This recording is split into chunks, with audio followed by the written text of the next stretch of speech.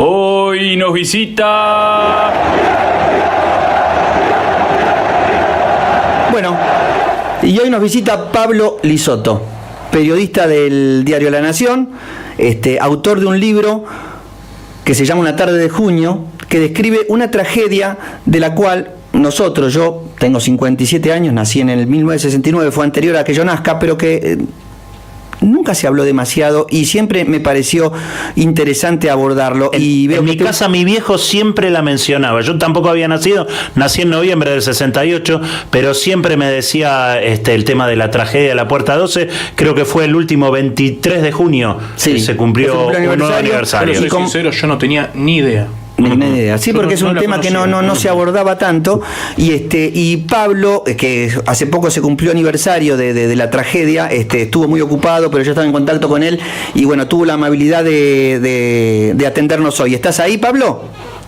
Sí, acá estamos. Hola, Hernán, hola, gente, ¿cómo andan? Buenas noches. Hola, Pablo, buenas noches. Pablo, buenas noches. ¿Cómo andás, querido?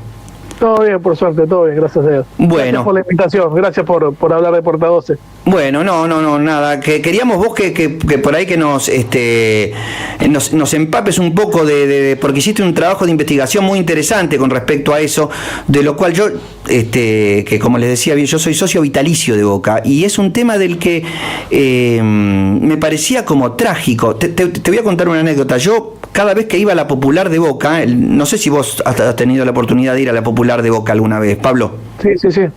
Bueno, enterado de que había pasado eso de la Puerta 12, e incluso cuando jugaba Boca River, que íbamos a la tribuna de River, me daba miedo bajar. Me daba miedo bajar por miedo que llegue a pasar eso, que se comentaba muy lejanamente, ¿me entendés? Contanos un poco qué fue lo que pasó que vos investigaste, Pablo. No, en realidad, gracias al testimonio de más de 150 personas que hablaron conmigo en 5 años de trabajo, pude de alguna forma reconstruir. Yo en el mismo libro digo que no puedo decir que esa es la verdad de lo que pasó porque yo no la viví, pero sí es lo más cercano que se pudo reconstruir hasta ahora de lo que pasó realmente en esa escalera, con todo el misterio que después se rodeó esta tragedia, que fue una tragedia nacional, que se vivió como una tragedia nacional, ni de Boca, ni de River, ni de la AFA, ni del fútbol. Fue una tragedia nacional. Sí, porque, y así tiene que ser recordada. Claro, porque de hecho tampoco es un tema utilizado, muchas veces las hinchadas son crueles, nunca fue utilizado tampoco como para como agredir al rival. Tal cual. No, en realidad por ignorancia, porque no fue para lastimar a nadie, por ignorancia alguna vez en la tribuna de Almirante Brown, donde está el cartel del Estadio Monumental. Sí. En algún superclásico salió una bandera que decía Puerta 12, un grato recuerdo. Mirá. Que fue bastante hiriente. No lo recuerdo. Pero Pablo, Homo sapiens sigue habiendo en todos lados, ¿eh? Sí, pero lo atribuyo a la ignorancia de no saber lo que pasó, porque si esa gente hubiera sabido lo que yo ahora sé y que pude compartir hace poco en el diario, de que, por ejemplo, había 5 chicos muertos hinchas de River, claro, no hubieran puesto esa bandera. Por eso lo atribuyo a la ignorancia y no a la maldad, ¿viste? Bien. Y a esa gente la tenés que educar, del cuadro que sea. Yo, perdóname, para reconstruir, yo lo que pude reconstruir, en base a testimonios directos de gente que ese día estuvo en la escalera y en el Monumental, es que en la Puerta 12 salía la gente de la tribuna Centenario Alta, que era la visitante, en su mayoría hinchas de Boca, pero también de otros clubes, y cuando llegan a la línea de suelo, a la calle, se encuentran en esa puerta que estaba abierta y que no tenía molinetes molestando, como siempre se dijo que sí. Claro. Siempre se dijo que la puerta estaba cerrada y que los molinetes estaban puestos, mentira. Se encuentran con una barrera humana de 10, 12 policías que impiden la salida limpia, y atrás de esos policías, 6 policías de la montada, a caballo, repartiendo sablazos y amagando con meter los caballos adentro de la escalera.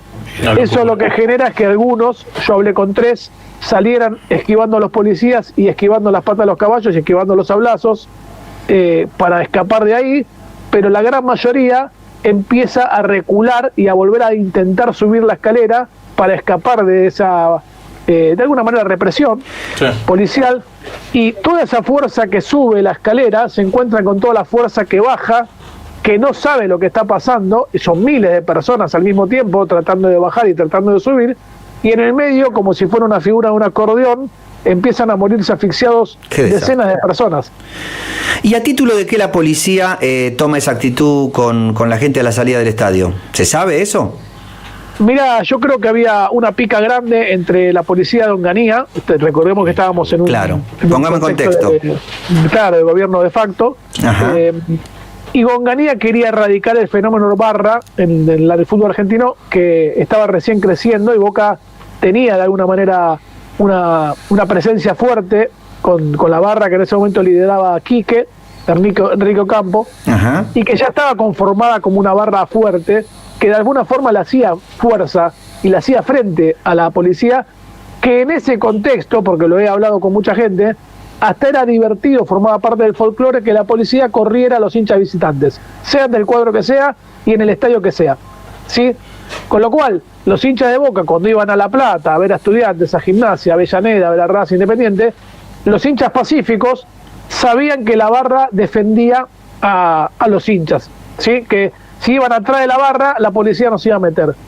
Forma parte del folclore, pero ese día lo que sucedió es que hubo un conflicto que ya venía de antes, que en la previa la barra de Boca se roba una bandera de 100 metros de River. La policía intenta evitar que la suban a la tribuna. ¿Eso sucedió el mismo día del partido? En la previa, claro. Cuando llega la barra de Boca al barrio, habitualmente cuando había visitantes, la barra de Boca llegaba a Barranca de Belgrano con el tren Mitre. Ese día la barra de Boca decide tomar el tren rojo, el que pasa por el puente de la Bruna, el que va a la facultad, el otro, el de atrás, el que pasa por el medio de la Lugones, y se baja en la estación Balnearios, que después se llamó Scalabrini Ortiz y ahora se llama, creo que facultad de no sé cómo se llama, porque Ciudad Universitaria creo que es.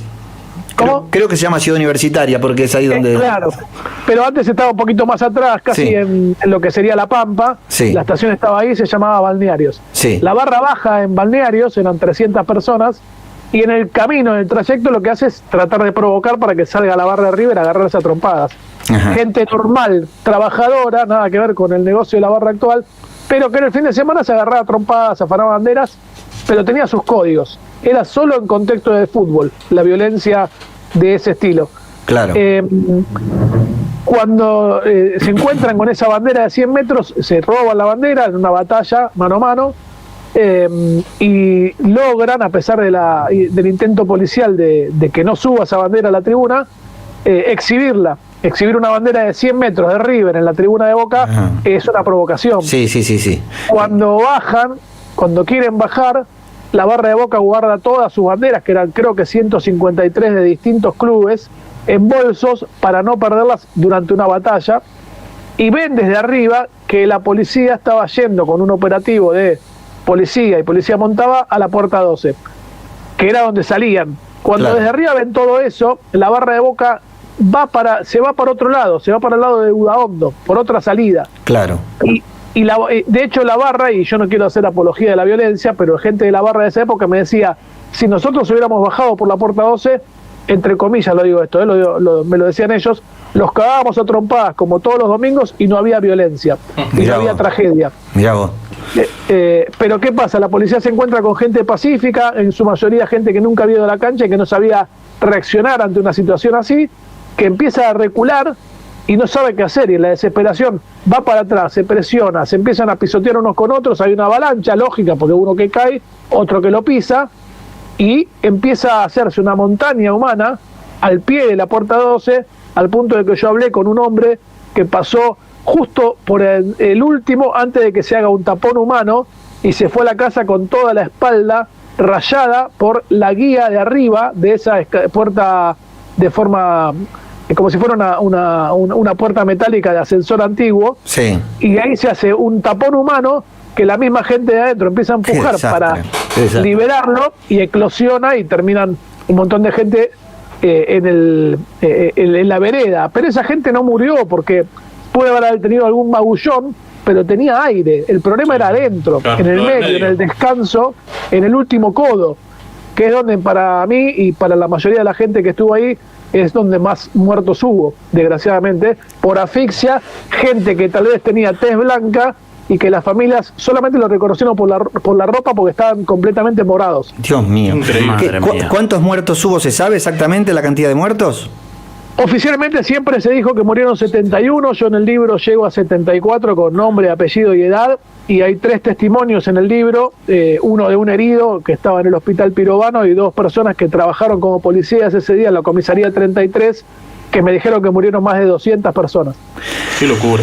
¿Y por qué no se habló de este tema? Digamos, al menos yo, que fui mucho a la cancha, yo tengo 57 años, hace 50 que voy a la cancha, y es un tema como tabú, ¿puede ser? Que haya sido siempre un tema medio tabú del cual no se habló mucho nunca. Mira, al poco tiempo las hinchadas de Boca y River cantaban el típico cantito que se recuerda de este hecho, que era no había puerta, no había molinete, era la cana que daba con machete. Sí, o sea, sí. Que de hecho hay una pared en la que por la Boca que está pintada esa leyenda. Exactamente, en Aristóbulo de Valle y Palos, sí. el mural. Sí, sí. De alguna manera ellos spoilearon lo que pasó y nadie los quiso escuchar porque de alguna forma la policía logró que los hinchas de River crecieran pensando que la culpa fue de los hinchas de Boca por salir apurados, y los hinchas de Boca crecieran con la idea de que River no abrió la puerta. Entonces la rivalidad se llevó puesta, la verdad. Mira. Hablé con mucha gente que yo le decía, pero ¿por qué no hiciste la denuncia? Y me decían, ¿la denuncia ¿qué? ¿Contra la policía de Onganía en dictadura militar? ¿A qué? Era acusar a los asesinos. Y le digo, no, pero después. Y me dice, pero después hubo un par de años y apareció Videla. Es lo mismo. Claro. Y después se olvidó, y después se recuperó la democracia y hubo otras prioridades para el país y para la sociedad. Y ya está, y se fue quedando en el olvido por, insisto, ignorancia. No creo que haya habido maldad política ni dirigencial, de que fue quedando en el olvido y que por las dudas no se habló, por desconocimiento, para no meter la gamba. Se fue pasando los años, digamos, nadie pagó las consecuencias, nadie fue declarado culpable, nadie fue preso, todo quedó impune todo. Sí. Mira, ahí hay un tema interesante, porque, a ver, la justicia lo que hace es, dicen que estuvo la puerta cerrada, entonces vamos a detener o a imputar al Américo Di Pietro, que era el intendente de River, al capataz y a todos los peones, que eran todos los muchachos que levantaban todos los molinetes, que en esa época no estaban en la popular, estaban en la zona de plateas. Lo que pasa es que juntaban todos los molinetes y los tiraban a un costado de la puerta 12 para después guardarlos en un depósito que estaba ahí. Claro. Cuando estos tipos están detenidos, cuando la pericia judicial y los mismos testimonios de hinchas de Boca y de River que salieron por una puerta que estaba abierta y que no había molinetes, y que el problema fue cuando apareció la policía, automáticamente todas esas personas quedan liberadas porque no tenían ninguna culpa. Si no, el caudal de gente, si hubiera estado la puerta cerrada, se hubiera llevado puesto la puerta y por lo menos lo hubiera sacado de eje. Claro, no hubiera sido tan grave. No, pero físicamente esa puerta no toleraba tanta presión humana, claro. Porque no era una puerta de una bóveda de banco, era una puerta normalita, claro. Bastante enclenque. Y por otro lado quería decir esto, una casualidad de la historia judicial. Esto lo aprendí con toda esta investigación, la última gran reforma del Código Civil se aplica, o sea, se decide en el año 68, y se decide mucho tiempo antes de Puerta 12 que entra en vigencia el 1 de julio del 68, una semana después de Puerta 12. Mira. Esto me lo dijo el abogado que defendió a River. Si Puerta 12 pasaba una semana después, la culpa era absolutamente de River, y él me decía que River hubiera tenido que hipotecar el club para pagar toda su responsabilidad. Tremendo. Pero antes no. Y me puso un ejemplo cotidiano. Si vos vas por la calle y se te cae una maceta en la cabeza y te mata, antes del 1 de julio del 68 era una casualidad, un hecho fortuito, era el viento, pasó un gato, te tiró la maceta en la cabeza y te moriste, y no es culpa de nadie. Claro. Después es culpa del dueño de la maceta. Mira.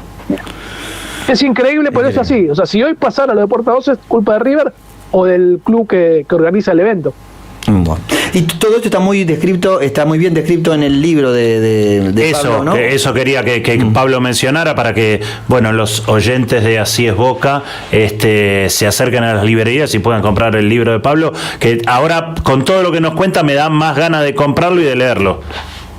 Bueno, muchas gracias. Sí, el libro se llama Una tarde de junio, lo hicimos con la gente de Ediciones al Arco, se vende, me pueden contactar a mí en Instagram, que es la inicial de mi nombre y mi apellido, Plisoto, P-L-I-S-O-T-O, y también se vende online en librería Palito, que es una librería de Mar del Plata, que si bien tiene 7 sucursales allá, lo envía a todo el país a quien quiera comprarlo. Muy bien. Muy bien. Pablo, lo que quería mencionar, y quiero que me digas si es cierto, creo que hace unos años en el pasillo central de Boca se ha puesto una placa con los nombres de todos los muertos de la fatídica tarde de esa Puerta 12. Sí, es correcto. En el año 2021, se iba a poner antes, pero bueno, primero hubo elecciones y después hubo una pandemia que desgraciadamente postergó ese acto. Y sí, se hizo una placa que están esos 71 nombres, por lo menos están ahí, los 71 que eran popularmente conocidos desde un primer momento. Por suerte la gente de Boca, que me quiere mucho, yo cubro el club hace muchos años, y me tienen cariño y respeto profesional, me confió esa lista. Gracias a mi trabajo pudimos corregir 7 apellidos y nombres antes de que el club lo mande a hacer, así que eso trasciende mi libro, trasciende vender un libro más, un libro menos, porque en el fondo hay familias detrás que la verdad, claro, que ver un nombre mal escrito es doloroso. Tal cual. En el trabajo de investigación que hiciste te contactaste con familiares, me imagino, de fallecidos. Sí, correcto. Perdóname, te quería decir una cosita. En el 2008, en la Puerta 12, que hoy es la M, hay una placa en el Monumental también recordando a las víctimas. O sea, los dos clubes tienen un recuerdo por el hecho. Y se dice que el 23 de junio en Boca por lo menos se recuerda como un día de luto. Sí, correcto. Y te quiero agregar algo porque salió poco difundido. La semana pasada hicimos una charla en el Senado. Fue la primera vez en la historia que el Senado Nacional abrió sus puertas para tener una charla abierta sobre Puerta 12. En esa misma charla hubo por primera vez un dirigente de Boca y de River hablando de Puerta 12, y ese mismo día se anunció que formo parte, obviamente yo no soy senador, pero el senador Carlos Linares de Chubut presentó un proyecto de ley para declarar Día Nacional de la Memoria por los caídos en Puerta 12 el 23 de junio, y también se va a impulsar la creación de un memorial que lo va a hacer el artista plástico Jorge Aranda, y que en algún lugar de la ciudad, sea en Caminito o en el Parque de la Innovación, ahí enfrente de la cancha de River, se va a emplazar, si Dios quiere, en poco tiempo. Bueno, son novedades interesantes y que ponen el tema otra vez en boga, y que no estuvo bueno que se haya guardado tanto silencio durante tanto tiempo, y que por lo menos las familiares, que era lo que te quería consultar, los familiares de la víctima entiendan que se les rinde de algún modo homenaje a esa gente que tan injustamente falleció. Sí, porque para las familias se le murieron 2 veces sus seres queridos, cuando se murieron y cuando se los olvidaron. Entonces es una manera de recuperarlos. Dejaron de ser números gracias al laburo mío, y cada uno tiene su historia, te enterás quiénes eran y por qué fueron ese día a la cancha, y dejas de, cuando personalizás una tragedia, deja de ser un número y te empieza a impactar de una manera diferente. Totalmente, me imagino. Bueno, te agradecemos por tu trabajo. Prohibido olvidar entonces, Pablo, prohibido olvidar el 23 de junio de 1968 la tragedia de más de 70 personas fallecidas en la fatídica Puerta 12 del estadio de River. A nosotros desde acá, desde Así es Boca, nos gusta recordar, hablamos de la historia de Boca, cosas no tan alegres, bueno, tristes como esta, y también vamos a hablar también dentro de un rato del Boca de Rogelio Domínguez, pero nos gusta mucho remontarnos y tener presente todos estos sucesos que tienen que ver con la historia de nuestro club. Bueno, yo muchísimas gracias por el espacio y por compartir esto, porque está buenísimo que se vaya difundiendo y conociendo la verdad de lo que pasó. Sobre todo para las nuevas generaciones, así es. Pablo, muchísimas gracias. Sabemos que estás trabajando, que tenés que cubrir el partido que se está jugando ahora de Estados Unidos para el diario La Nación, que cubrís Boca desde el año 98. Así que bueno, en algún otro momento te volveremos a contactar para seguir hablando de la historia tan rica del Club Atlético Boca Juniors. Siempre a disposición. Muchísimas gracias, muchachos. Gran abrazo. Un abrazo. Vamos a un corte.